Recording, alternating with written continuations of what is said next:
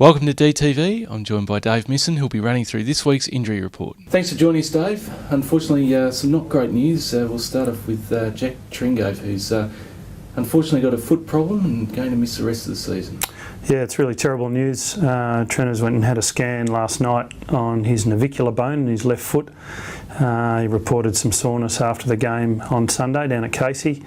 The scans show that he has a crack in the navicular, which will need to be surgically repaired.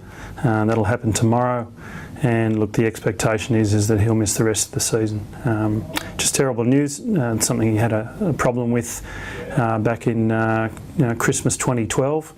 He rehabbed pretty well the pre-season last year and got back to play most of the season last season. But yeah, look, this is terrible news for Trenners, but we have every confidence he's going to bounce back from it. How's he taken the news? Oh, he's obviously pretty shattered. He had a great pre-season. He was probably our only player in the pre-season who didn't miss a session. So this is devastating news for him. But the person that he is, he's thinking positively. He's thinking forward about how he can improve himself, how he can come back a better player, and we have every confidence that he'll be able to do that. Okay, moving on to some of the other guys on the list. Of course, Max Gawn's got a bit of a hamstring issue. How's he going?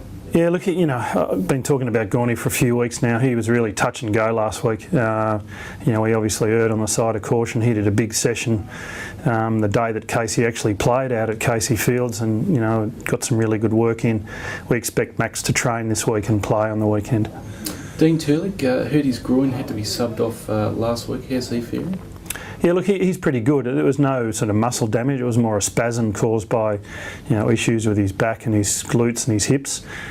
He's improving every day. He'll do some running tomorrow, and then we expect him to train fully on Friday, and we hope he'd be available. Luke Tapscott hasn't played yet, but he's just 1 week away. Yeah, Tappy just had a really minor strain of his hamstring at training a couple of Fridays ago. He's running really well in rehab, running fast in rehab at the moment. He won't play this week, but we expect him to train and play next week. Viv Mitchie unfortunately broke his jaw playing for Casey in round one. He's still about 3 to 4 weeks away. Yeah, seeing the surgeon today, we expect things to be okay. Viv will do off-legs training for the rest of this week, and then he's probably another 2 or 3 weeks of training without contact before he plays again. And Jesse Hogan with his back, how's he going? Yeah, he's progressing pretty well. It's a slow thing when you've got a stress reaction in your back. It doesn't always go to plan, but Jesse's training well off legs. He's done a little bit of running without advancing it too much. So he's probably at least another month away, I would think.